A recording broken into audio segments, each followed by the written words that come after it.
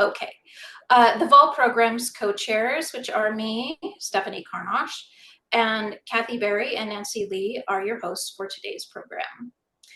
I want to start us off by acknowledging that today's session is hosted and broadcasted from the traditional and unceded territory of the Musqueam, Tsleil-Waututh, and Squamish First Nations, colonially known as Vancouver, and from the traditional Snuneymuxw, Stumnowas, and Snuneymuxw lands known colonially as Nanaimo.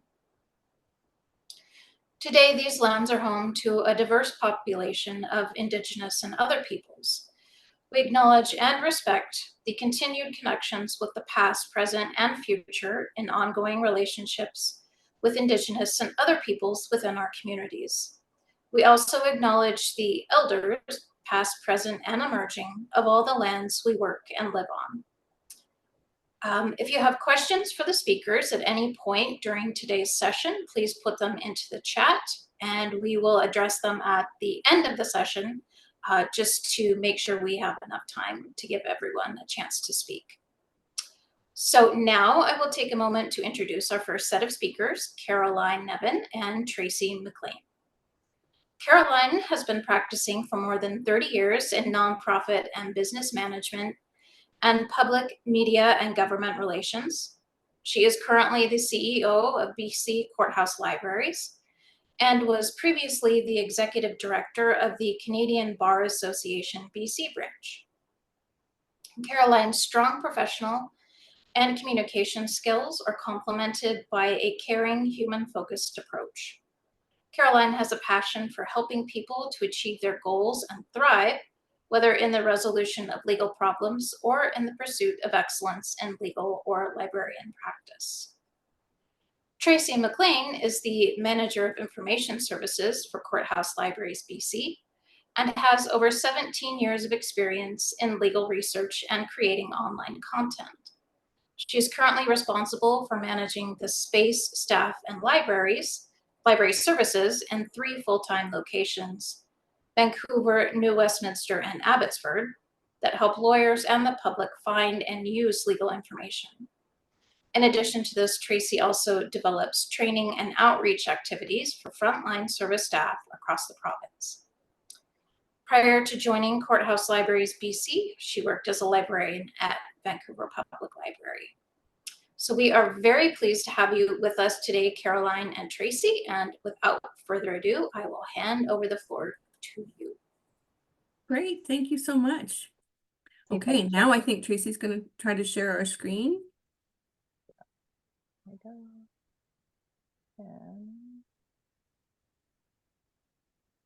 Yay, way to go. So when we were putting this together, we wanted to be able to hand you some information that makes it valuable for you to belong to VALL. So going back and being able to tell your lawyers about something new is a value add, I think, for you. And there are a couple of things that we wanted to talk about today, but that stem out of what we began earlier this year as a pilot project for having court services online, e-search available on all of our 100 computers in 30 physical locations around the province. When you go to our homepage on our pack, you'll see in the middle column at the very bottom there, under specialty resources, court services online e-search. And this is something that began well before my time. 12 years ago, this was floated by one of our legal profession outreach staff, Nate Russell, and as an Access to Justice initiative. And in particular, I think at the time, it was primarily focused on the fact that there were lots of lawyers serving smaller communities, and the $6 search fee or the fee of any sort for that would be a financial barrier for being able to access this, as it was originally configured in the government's first attempt at CSO. It's evolved since then. And Initially, it was accepted as a good idea, but at the last minute, it kind of got fizzled away. And we think it was because there was some uncertainty about how much revenue CSO eSearch was going to bring in and how much revenue impact this kind of project might have. And I think it inevitably failed because of, I think, political willpower at the time. Fast forward 12 years, we have an excellent relationship now between us and court services and the bureaucracy within the Ministry of Attorney General.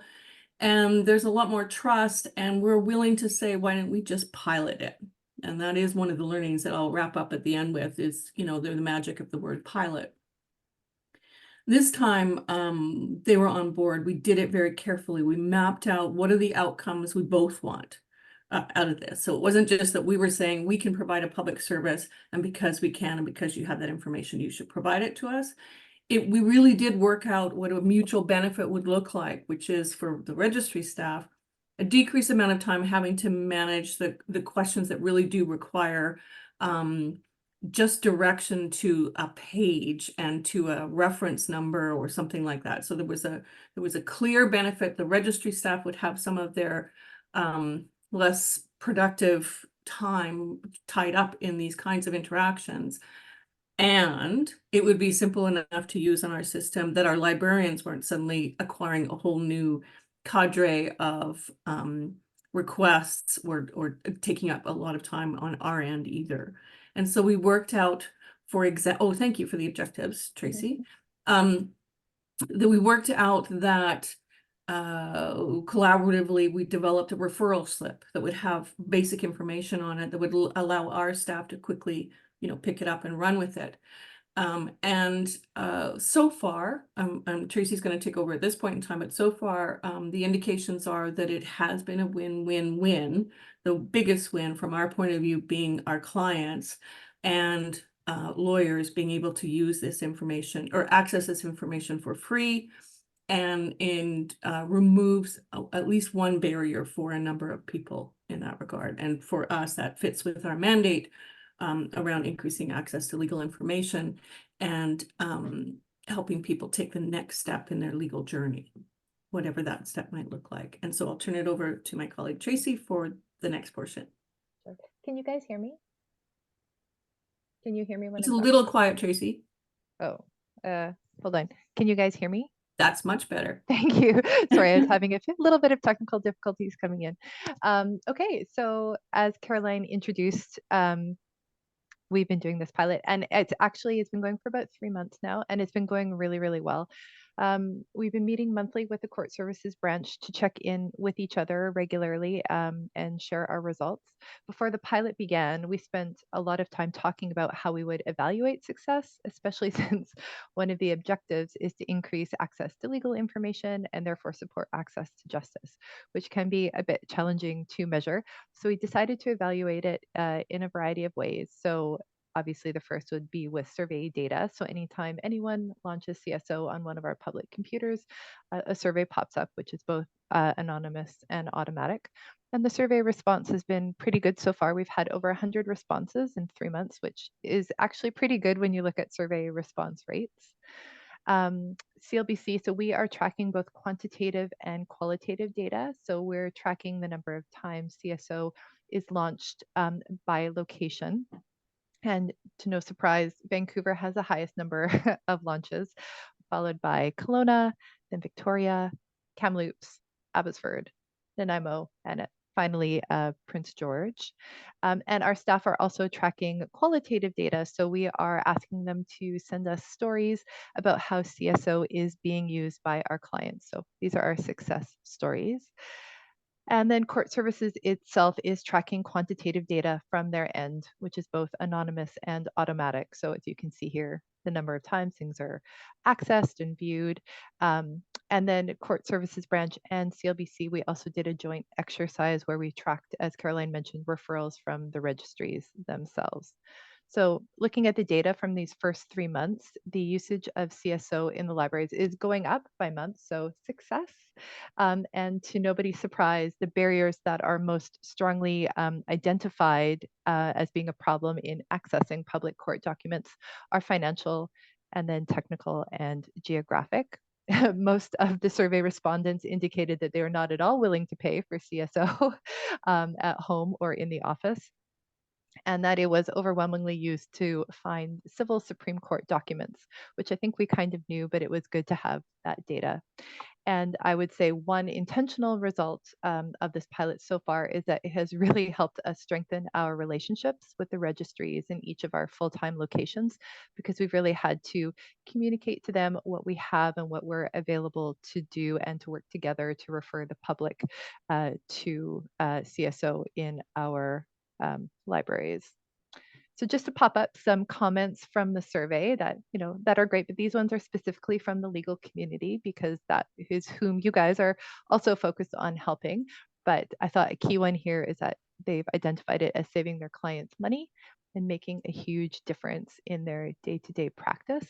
And just to give you some context behind some of these comments about how they found it useful to them, and in some ways that you might find it useful to go back and tell your lawyers that they could use CSO to help them in their practice. But we have had people use it to find petitions, which help them build for their own case.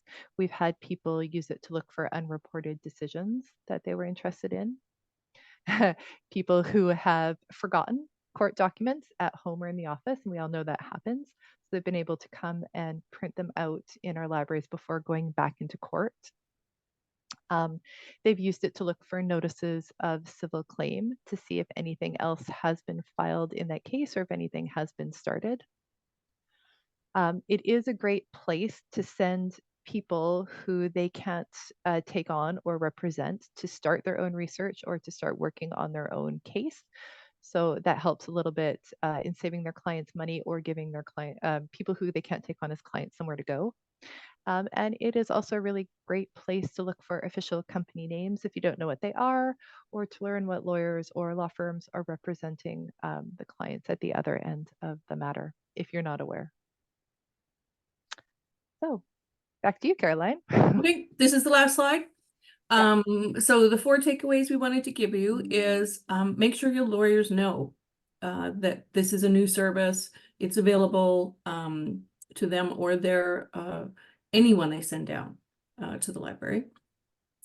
And tied into this a little bit is I don't know how far along your particular firms might be, but the concept of digital identification of lawyers as being licensed members of the Law Society is moving along at a fair pace. There'll be a soft launch around May 10th. So you may want to reference that, because the reason being, it will be the way that lawyers will be able to access court documents that are not public, but that are accessible to parties to a case online. They will be needing to move on the digital identification. I asked the Law Society about it yesterday. They say that they have some information up in the members portal.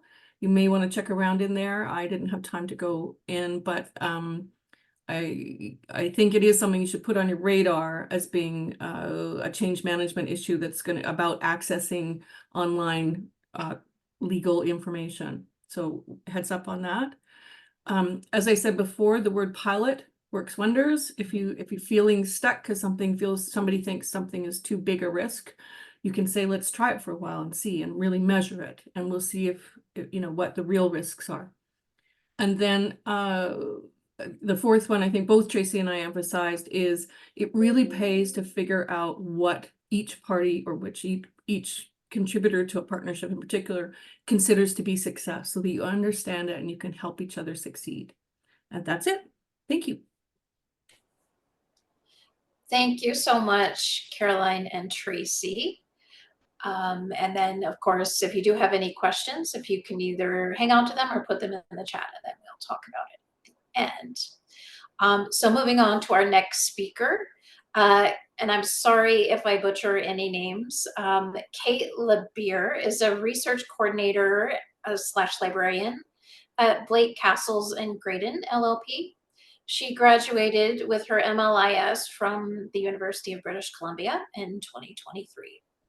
And she is now going to tell us a bit about what she's learning in improving interfirm communication. So go ahead, Kate.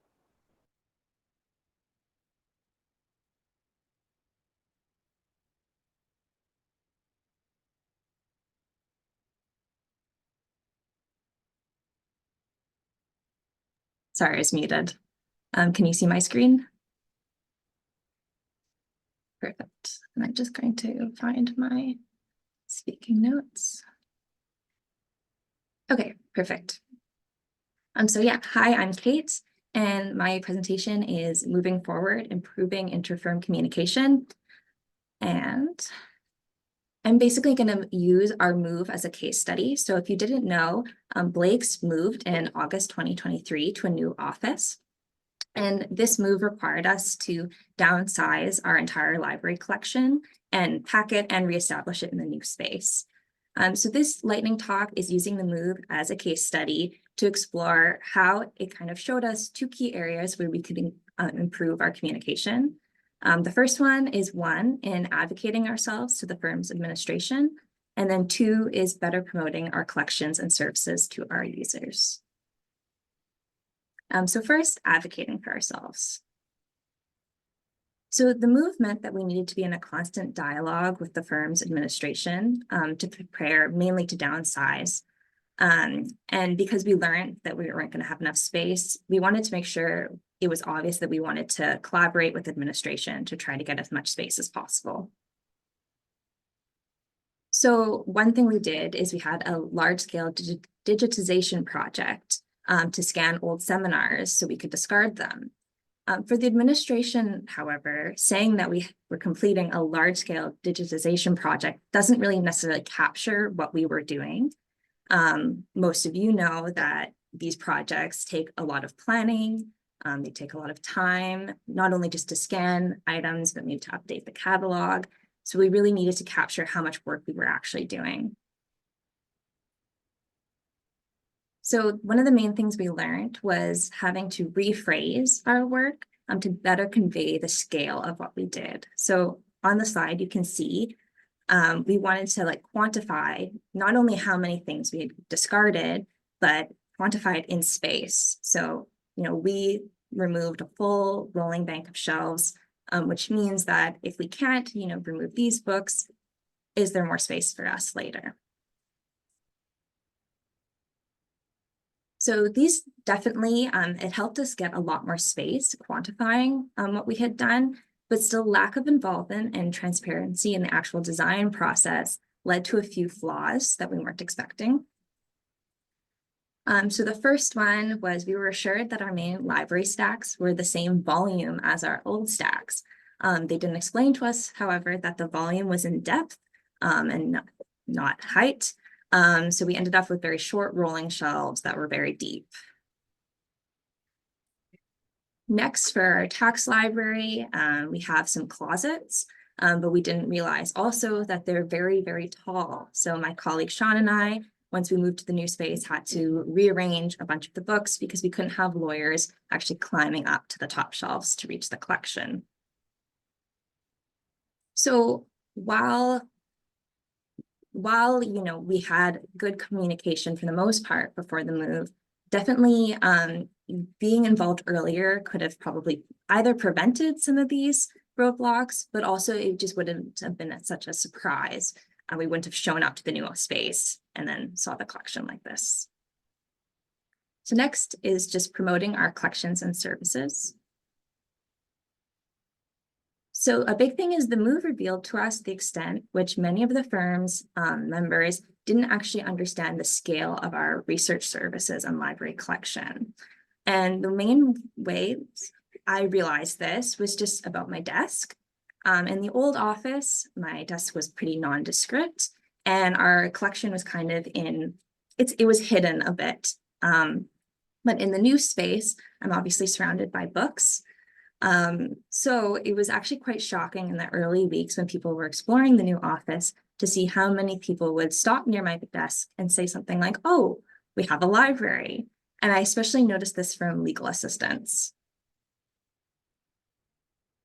So this kind of realization prompted our team to establish a series of promotional activities. So the first one is our monthly library newsletter. So we send this out monthly, and it has announcements. It usually has a list of new print resources, and then we try to highlight our electronic resources as well. One of the best things I've noticed about the newsletter is it acts as a reminder to people at the firm, normally to ask questions. So every time I send it out, we always get a few responses about, oh, can I be added to this list? Or do you have this book? Because it's a monthly reminder that we're here and we're here to help. Next was our library tours. So we held tours for everyone after we settled into the new space. And we give consistent tours to the students and new associates. So while the first tours were mainly attended by students, we did have some partners attend. And again, it was a good reminder of our services. One of the partners realized that there was a legislative alert that had been discontinued kind of prior to COVID. And so going on the tour reminded them that they wanted the alert to start back up again. It's also, the library tours are also good to demonstrate how circulation works, especially with students, because if you get the students using the collection properly, it usually kind of can trickle up a bit. And lastly is research guides. So our move coincided with an update to our firm's intranet. So since then, we've been making many research guides as an easier way to kind of search our catalog. So this is an example of the e-resources guide. So having these, it's really nice when someone asks a question that we can just send them one of the guides, but it also is just an easier format for people to search. So my key takeaways, one is be explicit in what you need and why you deserve it. For us, maybe beating around the bush kind of resulted in some maybe roadblocks that we didn't expect. Two, a big one is don't overestimate your library's visibility. So our jobs are obvious to us, but they're not necessarily for everyone else. And it's good to find ways to kind of promote your services and what you actually do at the firm. Oops. And three is be consistent with reminders. So our students and our new associates, they get library tours, they get onboarding materials, but a lot of staff members don't. And then a lot of partners who've been there a long time don't. So it's really good to have constant reminders just of what we are doing and if they have any questions, who to reach out to. Thank you. Thank you, Kate. That was a really informative discussion. And we had a recent library move in Toronto and found many of the same takeaways as well. So it's good to know that it's pretty global. So now for our next set of speakers are Bree Turner and Chelsea Merkl. And they will be talking about what they learned in their first library inventory project. Bree Turner started working in libraries in 2009 and graduated with an LIT diploma from SAIT in 2012. She worked in public, academic, and school libraries before joining the BLG team last July, and she loves it. When she's not at work, Bree is pursuing a Bachelor of Arts part-time and enjoys photography, yoga, live music, and a good book. Chelsea worked as a technician in an academic library for 6 years before transitioning into law librarianship at BLG 1.5 years ago. While working in the academic library, she completed her legal assistant diploma, which sparked her interest in law libraries. Outside of work, she can be found in the mountains, either hiking, fishing, camping, kayaking, or climbing. So now I will hand the floor over to you, Bree and Chelsea. Wonderful, thank you so much. Thanks for the lovely introduction. I'm Bree, that's Chelsea, and we're the technician and the librarian at the BLG library. We're really grateful to have this opportunity to share about our recent inventory project entitled What's on the Horizon. Spoiler, that's a joke, we use Horizon as our system. So for some background, BLG consists of 5 separate law firms that merged in 2000 that created 5 offices across Canada, each with their own library and staff. Library services and collections were nationalized with a unified catalog, and Vancouver has the largest print collection and around 25,000 records for physical volumes spread out over 5 floors. Not every aspect of the library procedures has been nationalized, as each library still has legacy practices, especially in terms of cataloging and processing. For example, Vancouver is the only one that uses MOIS. Up to this point, none of the libraries had ever used Horizon's inventory feature before. In fact, it wasn't even enabled on our Horizon until this project. So why do an inventory? The first reason is to get a better understanding of the state of our collection. Running an inventory through Horizon would clean up our records and our shelves. It would locate items marked missing and identify next steps for missing items and identify any candidates for replacement. Finally, it would save time and effort when filling library requests.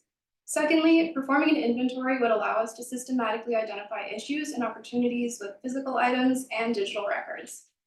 As we look forward into possibilities with AI integration with libraries, we're aware of the importance of having clean, high-quality records, and this was a great step in that direction. Finally, Bree and I are both new to VLG, so this was a great way to acquaint ourselves with the collection. So an extremely brief overview of the process. Cersei Dynex provided some free training materials in the forms of guides and recorded webinars, which was really helpful with getting started. But after looking at our own collection structures, we were able to come up with some more targeted questions for our Cersei rep and create a bridge specific training materials and guidance for the other VLG offices. Chelsea and I did a fair amount of planning with respect to timing and strategy beforehand, which was followed up with the technical setup and Horizon, and then coming up with a template for recording progress and things not captured by our ILS, which was a lot. After doing the actual scanning, we had to check for and correct exceptions. Initially, I tried to do that at the end of every chunk of the collection, but it proved to be really inefficient, as many items were simply misshelved elsewhere. As we mentioned, our collection is spread out over 5 floors. So finally, once we'd done all that, we started our campaign to look for missing items, which Chelsea will touch on more a little later. It was probably the most fun part of the process. And the final stage was reviewing our findings, creating reports, identifying projects that needed doing, and continued efforts to locate those missing items. We actually had one come back this week, which was nice. I also trained the other library techs up and helped them get set up with their own inventories. So this is kind of a chaotic screenshot from the spreadsheet I used to track things that Horizon either doesn't record or displays really inefficiently. The kind of more important columns are the general notes and the follow-up. Like, I found huge swaths of uncatalogued books that belong to the library. Chelsea and I actually didn't know where some of the collections were in the physical building. And as you can see, there were collections we decided not to inventory, which were the ones pictured in gray because they were either obsolete, for example, cassette tapes, or otherwise inaccessible. And what did we find? Scanning the books took about 2 months on an as I had time, while documenting processes, while training others and making adjustments along the way kind of basis. But it did go much faster for the other libraries, in part because they have smaller collections. Coordinating with the national team and our various follow-up tasks weren't finished for almost 6 months. Although I expect future inventories will be done in a few weeks if timed for when things are kind of slower at the firm. All told, we ended up with around 500 missing items for the Vancouver office alone, which is about 2% of our print holdings. However, this very juicy number was somewhat inflated by almost 200 of those, which we already knew were missing. So only 322 of them were discovered newly missing. After our recovery efforts and cleanup, we got that total number down from 500 to a perfectly reasonable, thank you very much, 311 missing items. However, should you find yourself in a similar position, there are a couple important details. For one thing, we only identified about 10 from that list of 500 that were good candidates for replacement. Most of the missing materials were really out of date or would have otherwise been candidates for weeding anyways. Based on this, we expect that a lot of these items didn't just up and disappear into the void. Many of them were likely weeded at some point and just unsuccessfully purged from the catalog. Many others may still be in an office or a drawer somewhere waiting for a post-retirement office clean out. I did spend a few weeks knocking on doors and following leads with my cart and my laptop and my barcode scanner at the ready. And it was a pretty successful strategy. We found a lot of books in the wrong offices and so forth. However, the most valuable asset we had in our recovery efforts was definitely our library committee. So our Vancouver office is unique in that we have a library committee that's comprised of partners from different practice groups. We set up a meeting with the library committee and they looked through our list of missing texts and identified key items for replacement. The biggest thing though was they were greatly helping our efforts to locate missing books through a very humorous email campaign that included a top 10 most wanted list for the key missing items. People liked it a lot. It kept our search lighthearted while also showing that the library had partner support in our quest. This email campaign helped us find around 50 missing books, including all 10 on our most wanted list. So this is an example of one of the emails that the library committee sent out. It was the final chapter to the case of the missing 500 library books, which featured a partner's list of defensive and amusing comments overheard, which included, "It was in my office when I got there, and I just found this on the ground and thought I should return it."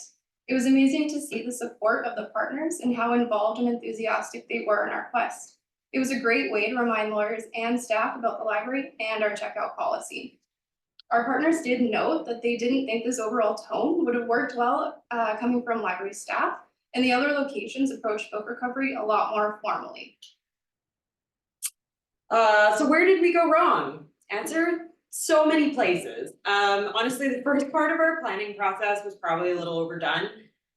Things unfolded in an organic way once we got moving. It was beneficial for us to start with our smaller collections while I got a feel for the system and identified some bugs and quirks. Also, I definitely made some unfounded assumptions about the other locations while I was putting together training materials. For example, one office doesn't have physical and digital items in separate collections in the system, so they ended up with thousands of missing items due to a combination of the way that Horizon's module is set up and my terrible instructions. We also identified some big policy gaps. For example, over 160 of our missing items had been marked as such more than a decade ago. And as a result of that, we'd love to work towards nationalized policies for retention of catalog records. Some of our local strategies also need some workshopping. Our periodicals have been handled in about 5 different ways with regards to where they're stored, how holdings are recorded, and so forth. Finally, I had a fair amount of experience with other inventory modules prior to starting this, and thus, like, a lot of hubris. Horizon has some funny quirks and is extremely finicky by comparison. For example, I detest the collection-based model. I don't think it's very good. So what now? This inventory project also brought forth other related projects. We completed extensive repair projects for items we identified through inventory, and we cleaned up missing item records for the past 10+ years. What we're working on now is an inventory equivalent to our digital collection, which includes checking links and removing obsolete items. We're also updating documentation for the process and revisiting our collection policies like retention. In the future, we also plan on doing a full periodical inventory for non-barcoded issues. And overall, we found this inventory project to be vital to the health of our collection and plan to continue this project annually or biannually to ensure we're keeping up with our items. Now that we've done the heavy lifting of the 10+ year backlog, we expect future inventory rounds to run much smoother. And I know there will be questions at the end, but if you do want to reach out to myself and Chelsea over email, you are more than welcome. We'd love to help you if you're looking at doing your own inventory.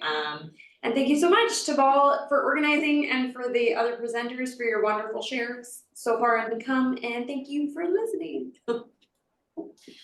Thank you so much. That was a really fun presentation. And I know that all of us in private firms and probably at the courthouse library as well can identify with all of the pain points that you had. So I'm sure it will be very helpful for people. So our next and final speaker is Carolyn Petrie, who will tell us a bit about her experience in hunting for data in her library. Carolyn is the Library Services Director at Norton Rose Fulbright, leading the Canadian Library team. Prior to joining the firm, she worked in research-focused positions at public, academic, and special libraries.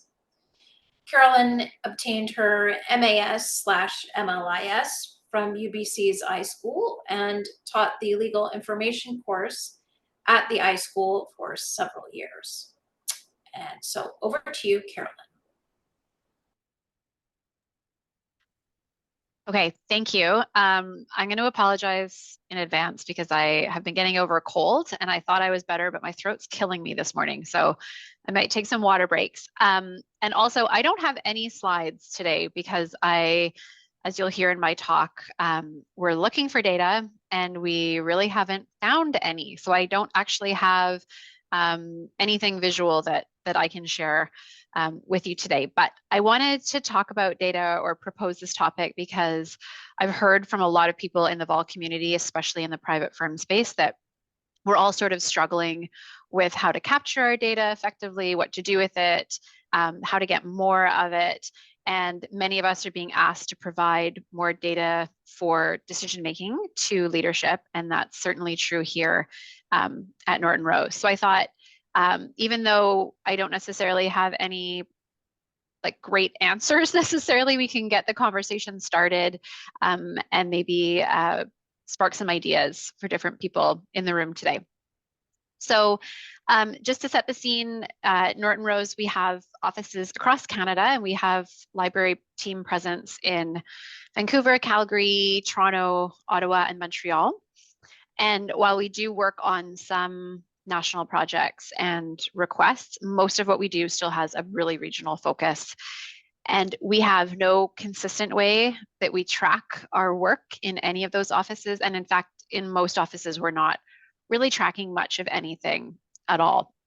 So when I stepped into this role about a year ago, I started looking to see what kind of data I did have and wanted to sort of get ahead on questions I anticipated from leadership, and realized we really don't have anything beyond anecdotal evidence, nice stories and emails, great feedback we're getting from people, which is all fantastic, but doesn't add up to much in terms of like quantifiable information to justify resources or people or anything like that. So we wanted to be able to use more data to get what we want, but also to sort of mirror the approach that leadership is taking within the firm and sort of speak their same language. So I think it's important for us that if we are going to be asking, to deliver strategic plans and complete strategic projects, we have to be speaking that same strategic language that our leaders are focused on as well. So in terms of what we wanted to do, I thought we could focus on 3 areas to start, and they're sort of the 3 big buckets: current awareness, research, and resource use. So that covers a huge chunk of what we do.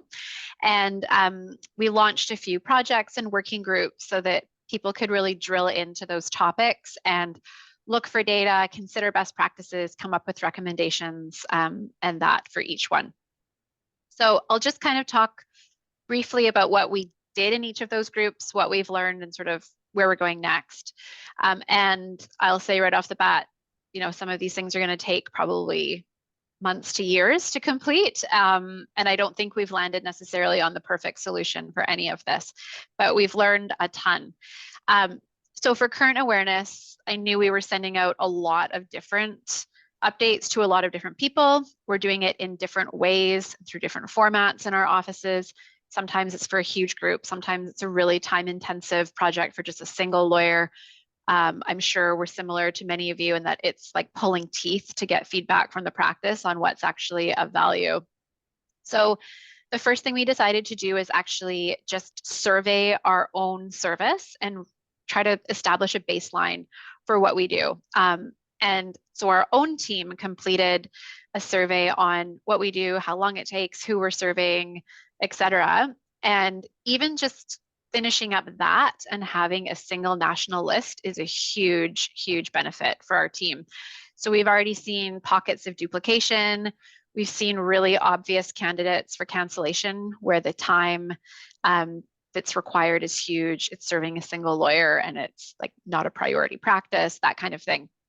So we're going to be using that information and data to report out on our capacity and time here, but also to clean up some processes, look for more efficiencies, reduce duplication, and then also develop a set of criteria that we can use to evaluate new requests for updates so that we actually have an approved kind of construct to say, I'm so sorry, this is not a library priority. We'll set you up with something automated. Here's the best we can do versus, yes, this is going to serve a significant group, aligns with our strategic plans. Off we go. The second area being research requests. We don't track anything except our billable time through our timekeeping software. Other than that, we really don't track specific data at all about what we do. And it's really hard to talk about team size or skill building or needing more capacity if you're not able to show what we're doing or who we're serving. So in the fall, we used just a super simple Microsoft form to sort of imagine what a data capturing tool could look like. And we tried that for 4 weeks to see what kind of information we would get. And again, that exercise kind of had 2 objectives. One was, again, just to baseline what we're doing and get a quick idea of who we're serving and how. And the second, sorry, I can totally feel my throat going. The second is we wanted to actually see if the data we could gather was valuable. So is it worth investing in a more formal tracking tool? Would we have to tweak that? What might we want, et cetera? We got a ton of good data back in those 4 weeks. We found some surprising trends in who we're servicing. It wasn't necessarily the role or practice group that we were expecting. We got good insight into what the team is doing. So good insight into things that people probably should or shouldn't be doing. Like if there's someone super senior on the team doing a lot of document delivery, that's probably an indication we need to rejig some of our internal processes. And it was just really great, solid, quantitative information to bring forward to leadership while we were talking about our strategic plan and how we see our team growing. And then our third area was resource use, and we use OneLog right now. And if anyone else uses OneLog, you'll know it has some limited capacity to track quantity of use, but there's really no qualitative data that comes out of that whatsoever. So our team there dove into best practices for how can you effectively track resource use? What kind of information do we need? What are we not getting from vendors that we should start insisting on?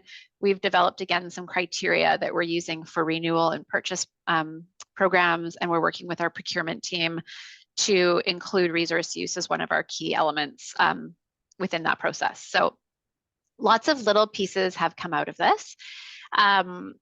Where we're going next is, again, working with our procurement team and really trying to figure out how to require data at renewal time to make good decisions. We are working with the global development team to create a Canadian instance of a request tracking tool. And because we'd done the form in the fall, all of our business requirements were collected and really well understood, and it was a super easy sell to our CIO for the development time and the licensing costs, because we were able to show exactly what we wanted to get and why. That was really helpful. And we have so many small projects coming out of our current awareness review. So that's going to take probably the most amount of time to sort of sort out, because it's the highest touch point with a lot of different groups. And obviously saying no to some services is hard. So we'll have to be a little bit more delicate there. But I think the biggest takeaway for me has been that this data is really valuable. It is hard to collect. We're not there. We're not doing our best jobs in that space yet, but it's worth putting in the effort to figure out how to do that going forward. And we were able to confirm that this is the type of information that leadership is expecting us to be able to bring forward when we're asking for new resources or people or investment in skills development and that kind of thing.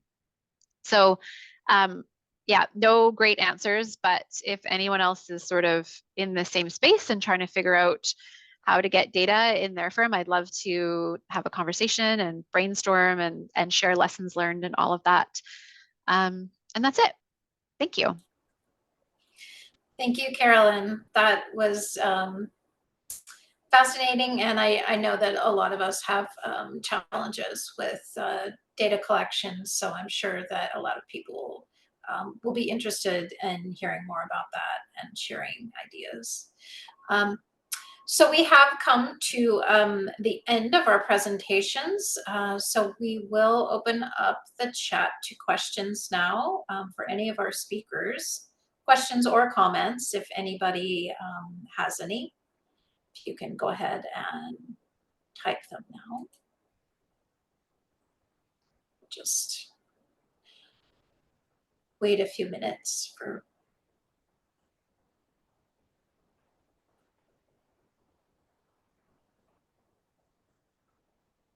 Can I ask a question of Catherine or Carolyn? Sorry, Carolyn, do you have like an executive sponsor for this?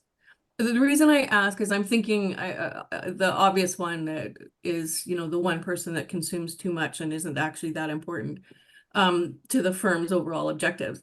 I just wondered, those kinds of political kinds of decisions are messy, and I just wondered if you felt you had a shield of any sort, or are you going it alone? I would say that I'm being entrusted to develop the data program that I think is most applicable to what we do, but we're very much supported in this because our firm has taken a very data first approach to decision making.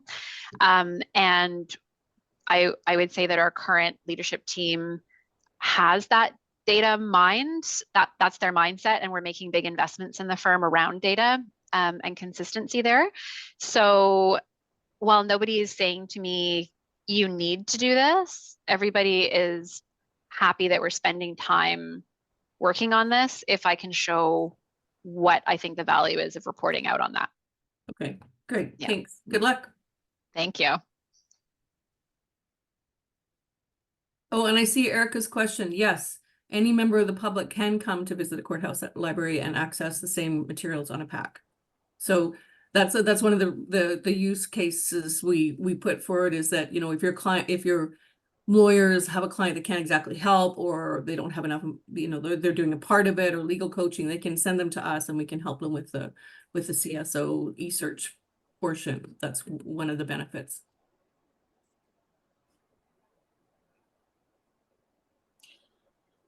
Caroline, I had a question. So you said that through the Law Society, lawyers will have a way to access documents with cases they're involved with, but that wouldn't be available to the general public? Yeah, I mean, Tracy, you go ahead and explain. You're the best on this. Yeah, I got some information from Leslie, who's our manager of information resources. I'll bring it up here in case you can't hear it. Better. So the Law Society is working on launching a digital credentials program, and some lawyers have already been early adopters. So with this digital credential, you can sign into CSO, and then you have to verify that you are who you are. And basically, the digital credential is like their Law Society card plus an undertaking. So and it unlocks the door to the deeper parts of CSO. So if there are the representative for a matter, they can all of a sudden see files that they couldn't see before that is not available to the public. So for example, family law matters, if they are representing a family law party in court and they sign in with their digital credential, and there's a way to do that through the public one, then all of a sudden it unlocks their access to the files that they need to have, and they don't have to pay for in their office. So that's work that has already started, and they're working on branching that out to more of the Law Society. And so on May 10th, We are also signing up to that digital credential product. So when your lawyers are in the library, not only can they use their digital credentials to sign into those deeper parts of CSO, but they'll also be able to access some of our subscription databases. So Rangefinder, Hein Online, and Irwin Law titles as well to start. So this is, we're all jumping on at the beginning, and then hopefully more and more lawyers will sign on and it will get more and more established and more things will be able to be provided. But does that make sense? Okay, so yeah, so is it like a separate thing that lawyers have to sort of sign up for, or okay? Yeah, they have to do it through the Law Society. I believe there's information in the member portal to do it. It's kind of like having your BC Services card, you know, as the digital ID on your phone. It's like that, but for their Law Society card. And I think eventually they're hoping that people will just have it on their phone and be able to unlock a whole bunch of things. They won't have to take a card out of their wallet, do all the bits. Yeah, that's interesting. Thanks. Does anybody else have any questions?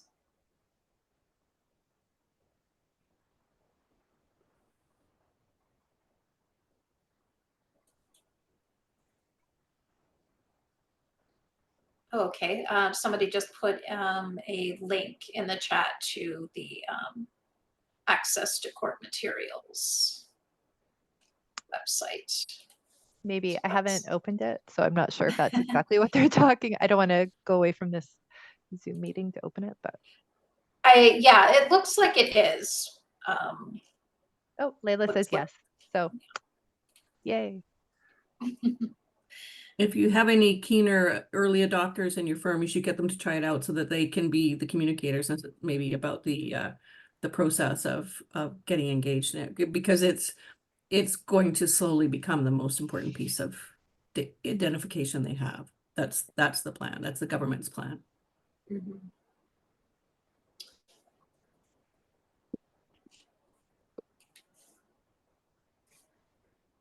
Do we have any other questions for our presenters today, or comments? Just that everybody should come to the VALL social.